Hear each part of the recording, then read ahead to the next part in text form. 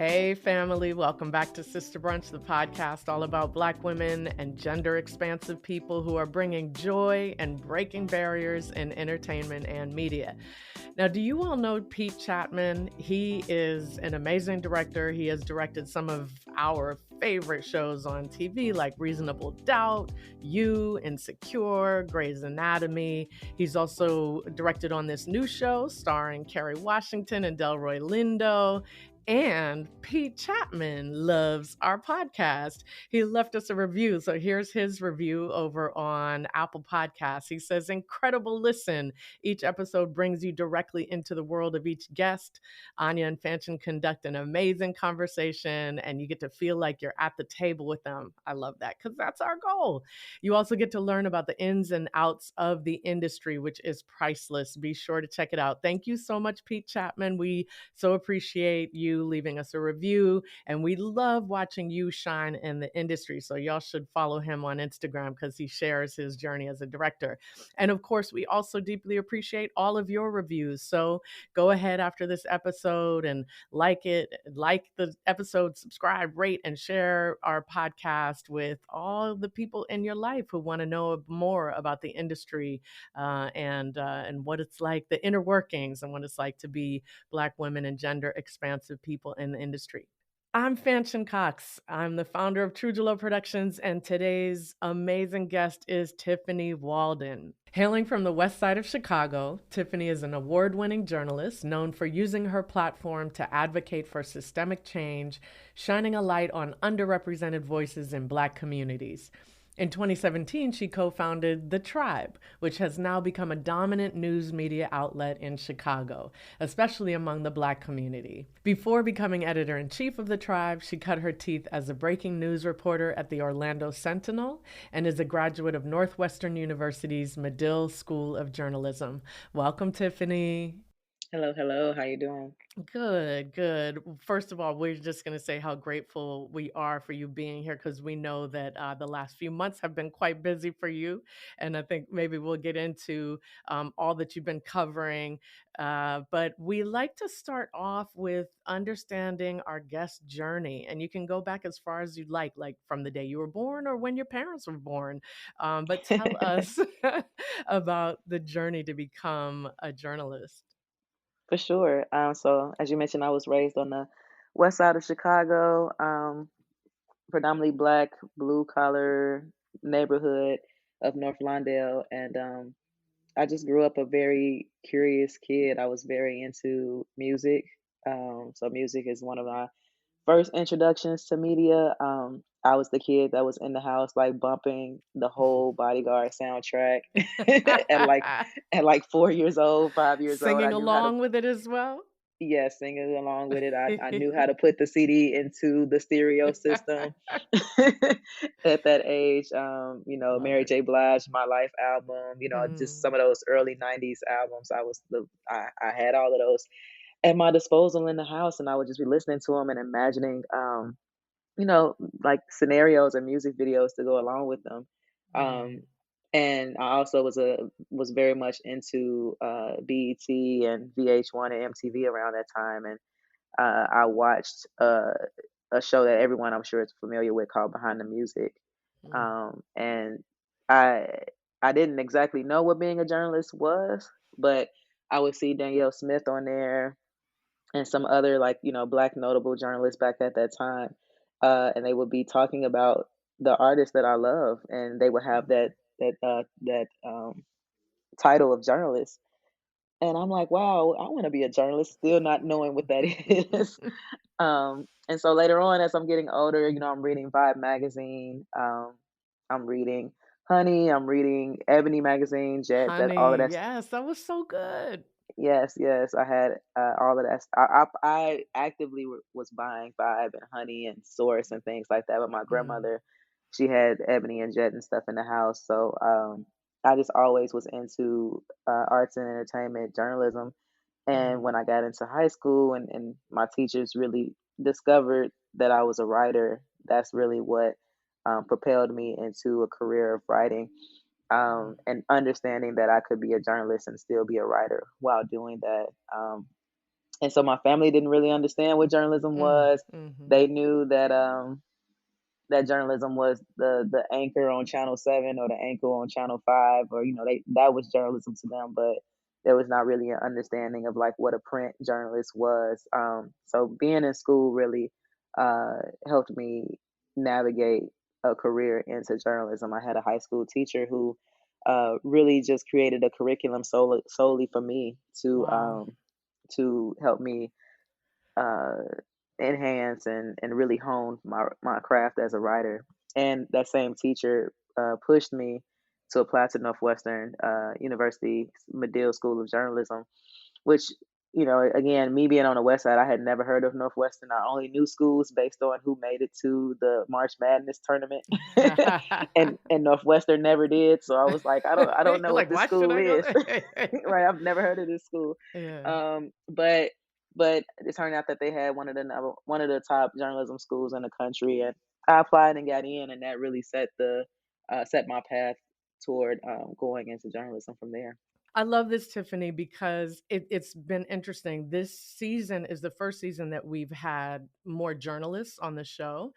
We've had Travell Anderson, we've had Tanya McCrae, we're having you, obviously, and I'm having these memories that my father always wanted me to be a journalist since I was little, and it's exactly what all of you have described, which is I was like, I don't know what that means. My only reference was anchors on television, and I was like, okay, but what if I love writing as well?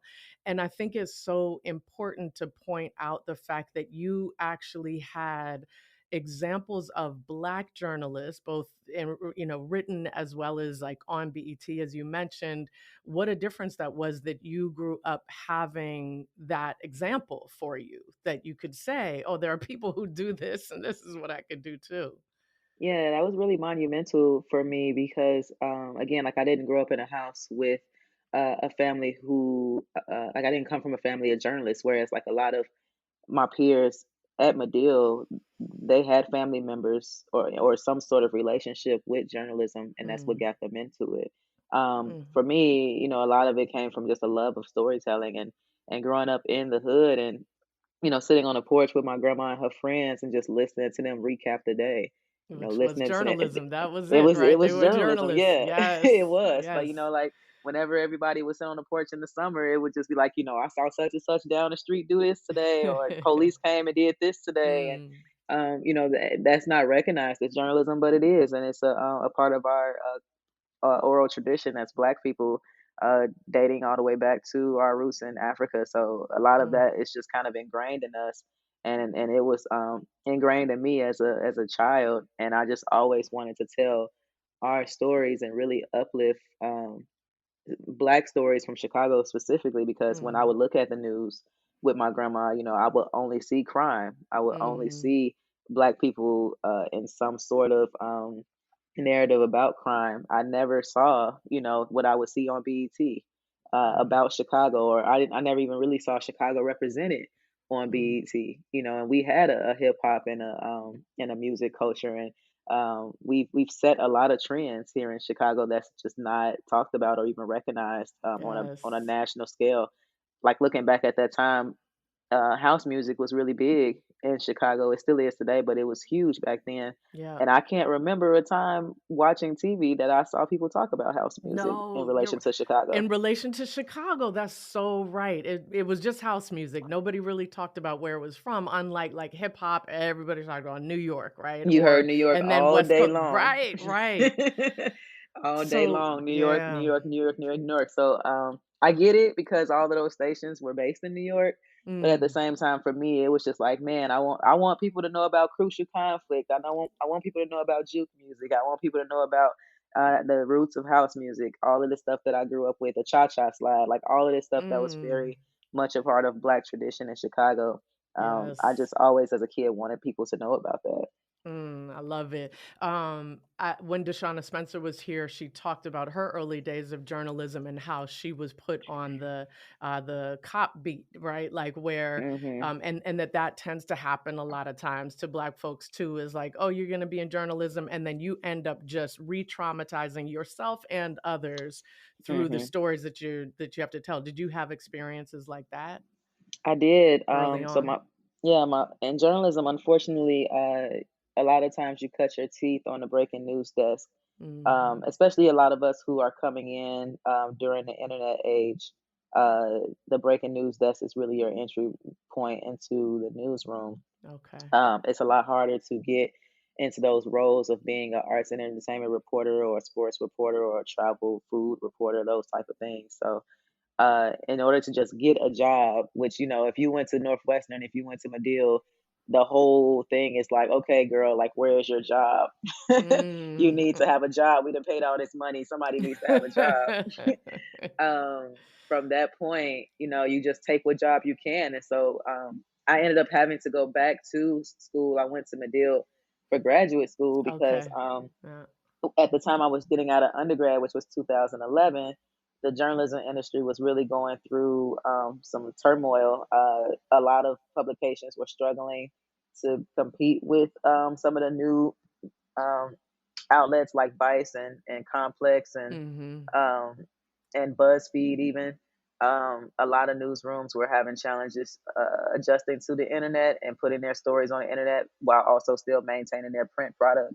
Mm. So for me, I went to graduate school and then got out and got my first job in Texas. But when I left Texas and went to Orlando is when I ended up on the breaking news desk, and I was covering crime.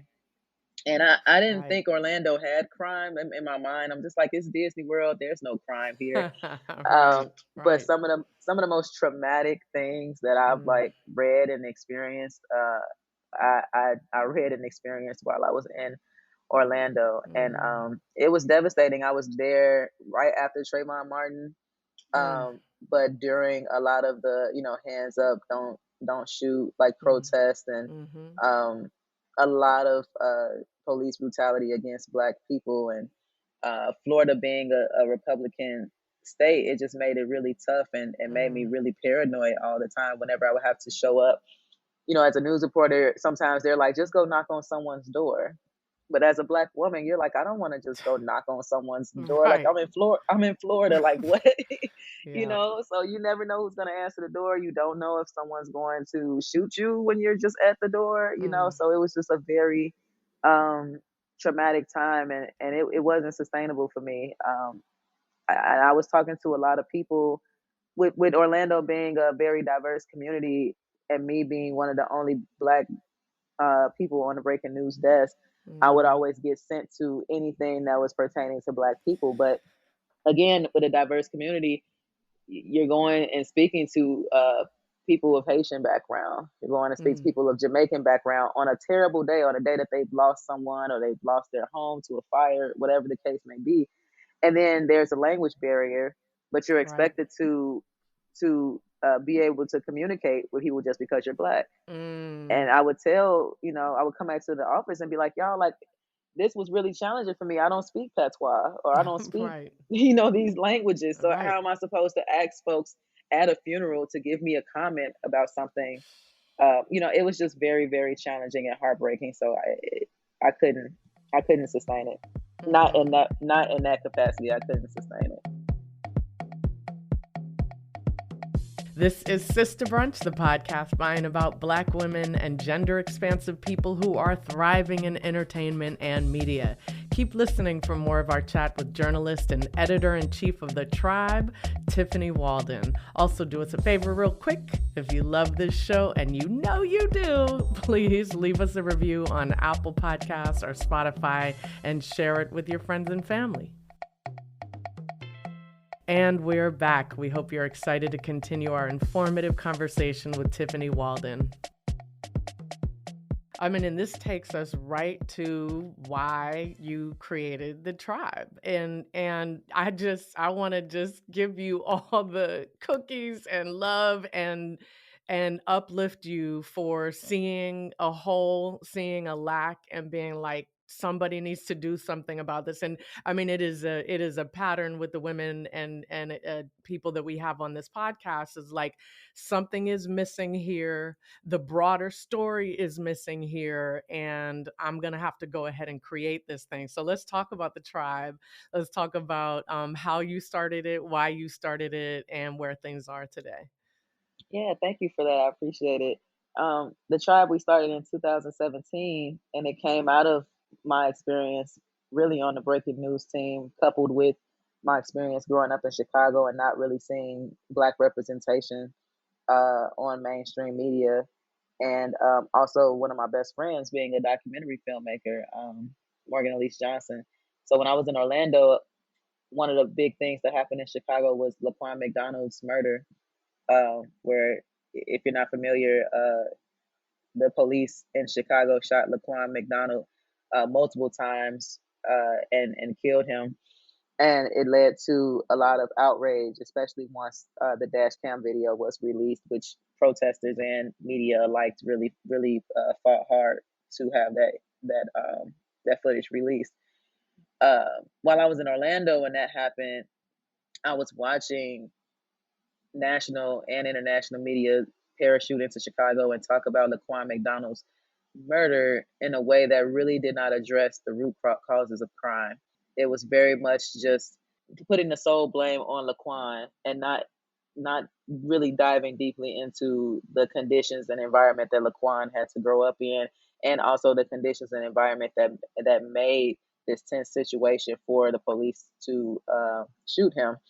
And so that also was something that I witnessed every day in my work in Orlando, where there really was never any time created for journalists, news journalists, to really unpack why a crime happened in a given area, particularly in Black and Brown communities. It was just go out there, cover the story, get the information, and just write that. Write. And if you don't have access to the people who experienced this situation, then you have to just rely on the police. Just write up the police report. Just write up the court document. Write up this. And And we already know how biased those documents are, right? And those parts of the story are.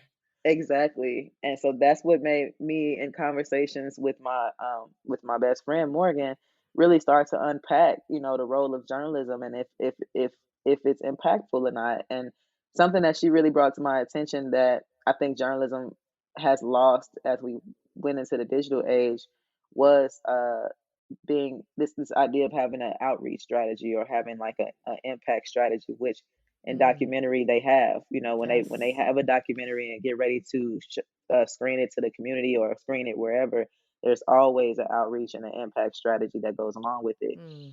And so Morgan would always question me and be like, why don't y'all have like an impact strategy? Why don't y'all have this? Why don't y'all have that? And I'm like, what, news is happening so fast? I'm kind of just uh Going saying the along with things what, that right, with that you're hearing, right? Is this is why right, we can't do this, and we right. we start to believe it, right? Right, because Yes, we're told yes, that from college on, that no, we right. have to do things this certain way. We have to be Mm, objective. We have to be this. We have. It's just so much. It's so like ingrained into your mind right. that when she started questioning it, I'm just like, yeah, why do we do that? Right. So when I moved back to Chicago with her, and we started freelancing in the community together, and realized that the news is just really re-traumatizing Mm, communities with the headlines and the coverage that they're doing.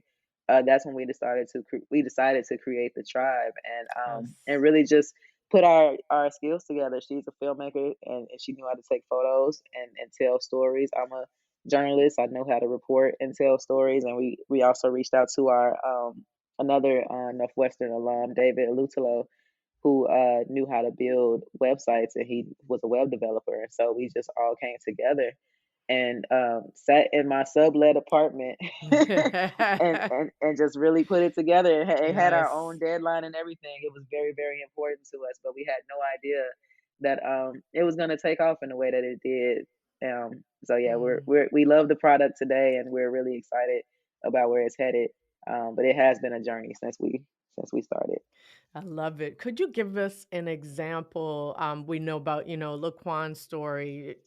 Seriously, I mean, well, I won't even get into the ways that this just keeps repeating, repeating, and then we all get shocked. And then, and I think to your point that it's partly because we're only telling that one instance of the story versus talking about this, what's happening with the system. What are all the ways that the system is in part responsible for how this happens? I wonder if you have an example of a recent story you did or covered where you looked at you were able to take the time to like look at impact more and outreach and the systemic uh influences on the story. For sure. So something that that we recently published on our on the tribe is a look into, we call it Welcome to the West Side, and we profiled 6 wards within the city of Chicago on the West Side, and really talked about, what's going on in those predominantly Black wards, and how people and residents who live there and people who work in those wards, like, how do they feel about the ward itself. And when you really peel back some of the layers, like my neighborhood that I grew up in, for example, North Lawndale, that's in the 24th ward. And, at its peak in 1960, 113,000 Black people lived there. There were jobs there. It was a community there. People owned homes. People owned businesses. All of these things helped make the community an affluent community. After decades of systemic racism and over policing, the community today only has 50,000 Black people who live there. And some of the big symbols of state violence are housed on the West Side now, particularly in the 24th Ward. You have the Chicago Police Department's Home and Square Black site, where The Guardian wrote that, really in depth reported story about the police disappearing people that they've arrested and torturing them in this Black site that's situated in the middle of a predominantly Black neighborhood that has experienced so much neglect and policing, and still looks like what the community looked like after the 1968 uprisings following the murder of Martin Luther King Jr. So I'm in my 30s, and that community has looked the exact same since I was born, and that goes back to those 1968 uprisings. So when you really look at a community and why there's so much violence there, there's always a connection to poverty. There's always a connection to life expectancy. In these communities, people have a 15 to 20-year difference in life expectancy, shorter life expectancy compared to white neighborhoods in Chicago. When you look at household income in these communities, the median household income is $30,000 and below. Some of them is $22,000. There's no businesses. There are there's no access to fresh food, grocery stores. You have to go miles and miles to another area to get groceries. So how can a community be a thriving community? How can a people thrive if there's just no resources in the neighborhood? And then you want to constantly point at people and call them violent and call them disengaged and call them lazy or apathetic to what's going on, and that's not the case. The system is not built for us to survive. Right. We are in no way supported. And that's just the socioeconomic factors. Then there's the police, right? Like then there's the ways that we're constantly targeted. So all to say that is what's so powerful about what you do is that you are constantly looking at the big picture and therefore you're taking the time for it. So I want to ask about your whole point about the breaking news, right? Like they put the kind of entry level journalists on the breaking news in part because that's the that's the hardest job, right? Like you got to be up all night Not even that it's the hardest job, really. It's really because that's what sells. That's what brings the cuz that's newspaper. what sells. Yeah, Okay. the violent headlines, the 20 people Mm, shot overnight. That's money. That I is see. clickbait. So it's like we have to build capacity for more stories like that because that's what's bringing the money in. Okay. Okay. So how do you work against that at the tribe? What kinds of I mean I know this is the challenge for everybody, right? Is how do we convince is not the right word, but like show that telling a story in depth is is so much more valuable. Yeah, it's hard work, and something that we did when we first started the tribe was we had a short doc series called Another Life that Morgan produced and filmed and put together, and it had, I think, 6 or 7 episodes where we talked to people in Chicago who have lost a loved one to gun violence, and we talked about the long lasting effects and impact of gun violence on a community, not just people who are closely connected to the person that whose life was lost, but the community itself. And it's something that early on was groundbreaking in Chicago, because at the time the sensational headlines, the Chicago Tribune and the Chicago Sun-Times, they had like a crime tracker. They had those, overnight 20 people shot headlines. They were doing those things all the time. Whereas we were like, let's take a step back and take a look at what happens when a life is lost to gun violence, and how long does that ripple effect ripple in a community. And that was one of the first times that we started to challenge the mainstream media and how they craft narratives around crime and violence. Something that we're doing today, which is why our election coverage has been so phenomenal and resonating with people, is that we're really unpacking the definition of crime and who's committing the crime. Because yes, gun violence is a problem, and gun violence is something that we all want to be reduced and hopefully at some point um, completely done with. But when when a person commits an act of crime against another person in a neighborhood, is that as big of a crime as a government entity Right. redlining a whole community? Right. Uh, how many people are Ooh, impacted by redlining? How many people are right. impacted by not having a high quality hospital in their Yep. community? Those are crimes as well. And so when we take a step back and really ask those questions and challenge people to rethink about how they think about crime and who the Mm, crime is committed against, then we mm, can challenge other reporters to start asking those questions in their interviews and in their stories about policy and about politics in Chicago. And we're starting to see that in this election cycle, because we're seeing our coverage now challenge our peers to think about their coverage differently. Hey, sisters and siblings, we wanted to let you know about our friend Chid Suzanne. She's the host of the But What Do I Know podcast. She and her guests take listeners on a journey of self-discovery and overcoming self-doubt through learning, unlearning, healing, and laughter. We know we could all use some of that self-care and self-discovery in our own lives, and we're so grateful for a podcast that inspires us in this way. You can find But What Do I Know on Apple and Spotify, and subscribe to their YouTube channel. Find them on social and on YouTube at BWDIK, that's But What Do I Know, BWDIK podcast, and support all they do.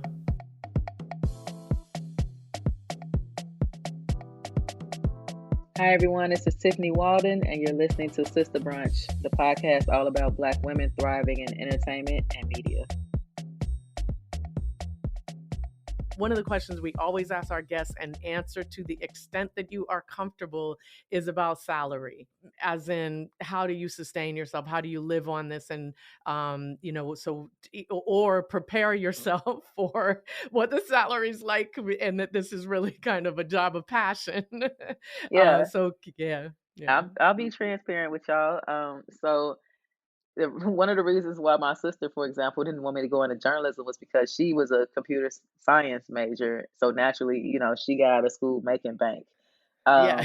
Um, when Yeah. I'm Oh, like, they doing all right. right, when I got into journalism, it's like, I'm gonna be a journalist, y'all, and it's like, okay, but what money you gonna make? Mm-hmm. And I didn't make any money, but but but that just as I was growing up, like money just wasn't something I really like thought about in that way of like, oh, like Mm, what's $30,000, what's 50, what's $100,000. It just wasn't something that I was just so passionate about storytelling. And I think a lot of people yes. who are creatives and who are into art, we're so passionate about the work that Mm. sometimes the money is on the back end, and then Yeah. when it comes to a point where you're staring the money dead in the face, it's just like, wow, I really chose something that doesn't make any money.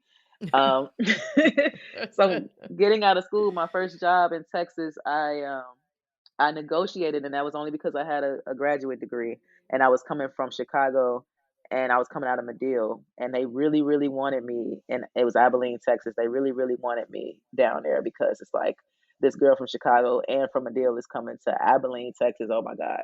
Mm. So I think they offered me like 28, and I think I negotiated to 30 or 32.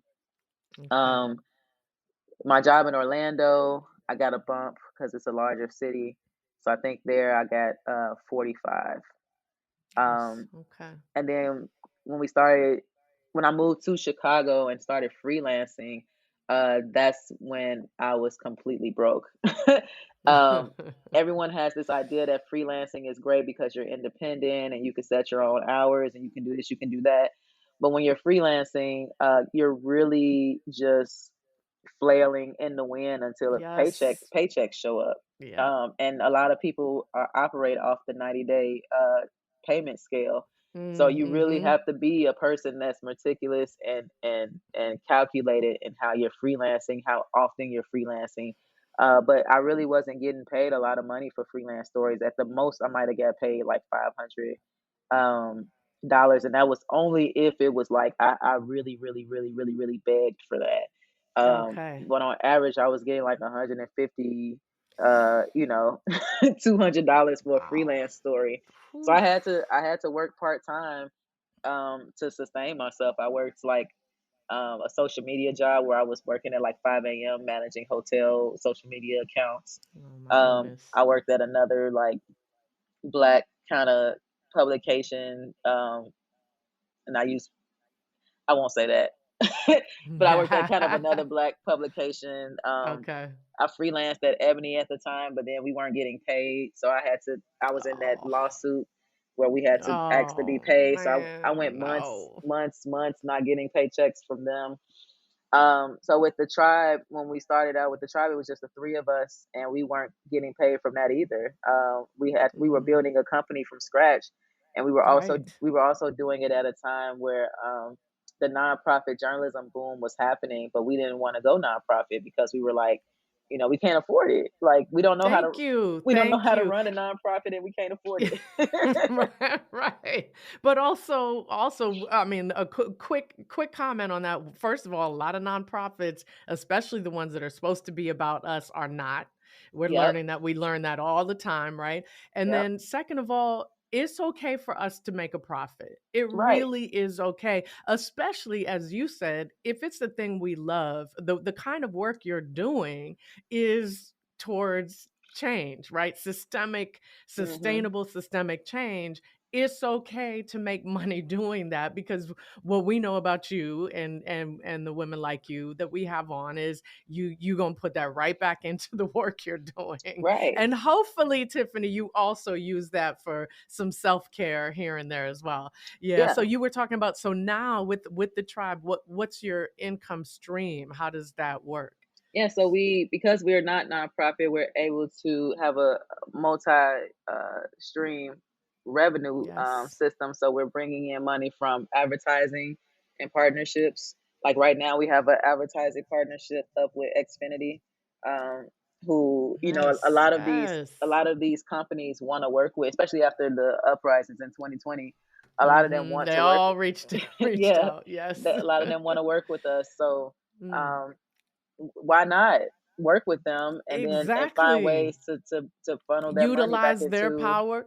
Yeah, Yes, yeah, utilize the power they have, the visibility they have, the ways that they can, listen, as long as y'all keep telling the truth as you are, if they want to support that financially and right. otherwise, then yes. And we're Yes. also not afraid to tell them, like there are some organizations who want to partner with us, but Morgan, who's our publisher, she's very transparent with people and just being like, your mission doesn't align with our audience. We're very much audience focused, and we know who our audience is and what they like, what they would question. Our audience is vocal. They will DM us, they will comment if something is questionable. And so that's who we're accountable to. And so we don't just work with an organization or a company or a corporation just because they have the money. We will be transparent with them and tell them that they don't align with what we got going on. But at the same time, if it is something that we can make work, we do, and we have that as a revenue stream along with grants. We do receive grants from foundations and things because we're a mission based for profit. So we have it took us 3 years to build relationships with a lot of the foundations who support us, and we're really grateful for them, and they've really held us down since we started. Okay, Tiffany, we've got a listener question. So we want to say thank you for leaving us a voicemail with your questions. Our voicemail number is 424-587-4870. And we're going to play your questions here on the show. We'll play them on our social media as well. This is Elias's question this week. So we'll play it for you and we'll come back and have Tiffany answer. Hi there. My name is Elias, and I was wondering, how do you balance between choosing a project that might be very good for you and your career versus choosing a project that you know will have a positive impact on certain communities or will do significant good in the world? Thanks. That's a really good question. Um, wow, that's it's hard because I'm the editor in chief of the tribe. So much of my work and my career for the last 6 years has been dedicated solely to the tribe. So I do have personal projects that I want to work on. One of them is a book that I've been writing Yes. mentally at least for three Okay. three years. Um, Nice. so one day I will get to that. But Good. yeah, it just kind of depends. Listeners, we're gonna hold her accountable for that. Next season, we're gonna check in with. We're gonna have you on just to check in on how that book's coming along. Thank you. Please do. I do need some check-ins. But yeah, I think it depends. We work in at least our team now. We have a staff of I think 8 of us all together. Nice. We all just really check in with each other and have an idea of like what people's needs are, what types of stories they want to do. And during our annual check-ins, we also talk about goals. Our publisher is really into manifesting and honoring people's goals, and we write those goals down, and we just find ways as a team to allow someone Mm, to go after whatever their goal is. So we have team members who want to do different fellowships. We have team members who want to do certain journalism projects, participate in other types of journalism activities, and we try to find ways to make room for that so people can also follow their personal passions and career aspirations as well. I love it. I love it. Tiffany, this has been wonderful. Will you tell everyone, and we'll make sure we do this on social as well, how do we follow, support the tribe, you? What's the best ways to make sure we're uplifting everything that you and Morgan do? For sure. You can follow us at thetribe.com. That's TheTriiBE.com. We're on Instagram as The Tribe Chicago, and then we're on Twitter and Facebook as The Tribe. And we're on TikTok too. I think our TikTok is The Tribe Nice. Chicago. All right, last question, Tiffany. You and young Tiffany are sitting down to a sister brunch together. And we want to know, what are you drinking and what is she drinking? What are you eating? What is she eating? And what do you tell her? Wow, what age? Let me see. If I'm in high school, I'm probably high school. Tiffany is drinking an orange Fanta. Nice. Those are Tiff, good. Tiffany today could not drink an orange Fanta. My Uh-huh. stomach will not allow it. So probably a lemonade or something I'm drinking, or a ginger ale or something. Um, and high school Tiffany is nervous because and not feeling super confident because she's really into writing. Um, she really has no idea like what the world is outside of her community. She's never really been in a world of with white people, to be honest. Her neighborhood was predominantly black, her high school was predominantly black. So she's always just been very nurtured in blackness, and just has no idea about how what she wants to contribute to the world would be received. Um, Me today would tell her that she does not have to conform to what the world and these outside forces will try to and will successfully conform her into. Um, she doesn't have to change her voice. She doesn't have to erase her experiences that she had growing up. All of those things are assets in the future, and all of those things are experiences that she is not the only person that had. It's a whole world of Black people who have had uh, the same experience, and she'll get to see that world as we get further into social media, and it becomes a community of people being able to express themselves and talk about the similarities in their upbringing. So I would just tell her to fight back and push back, and just not let people tell her that the way she wants to do things is the wrong way to do Yeah, me crying over. Oh, I'm such a, it. oh my goodness. Whew. Yeah, I mean, if you didn't just say the whole reason we do this show is for us to see ourselves and to know the way we speak, the way we write, the way we do everything, even back in high school, was right and we're loved and supported. Ooh, thank you so much, Tiffany. This has been beautiful. We're so grateful and proud to have you on Sister Brunch. Thank you for having me. I really appreciate it, and I'm so happy that I met you in Boston, hoping that we can continue to keep in touch. We definitely will. As always, thank you so much for listening to Sister Brunch, the podcast that brings you the stories of Black women and gender expansive people crushing it in entertainment and media. This is season 4 of Sister Brunch. Did you know that you can find all of the transcripts to our show and listen to our previous episodes at sisterbrunch.com? We are so grateful to our listeners, and we appreciate your support by subscribing to the podcast, leaving us a glowing review, and sharing it with your friends and loved ones. And if you cannot get enough of Sister Brunch, be sure to follow and interact with us on Instagram at Sister Brunch Podcast. Thank you so much, and we appreciate you. Sister Brunch is brought to you by TRiiBE Productions. Our senior producer is Sonata Lee Narcis. Our co-producer is Brittany Turner. Our associate producers are Farida Abdul Wahab and Mimi Slater. Our executive producers are Christabel Nsiabwadi and Anya Adams. We acknowledge that the land we record our podcast on is the original land of the Tongva and the Chumash people. That's our show, and we will catch you next time on Sister Brunch.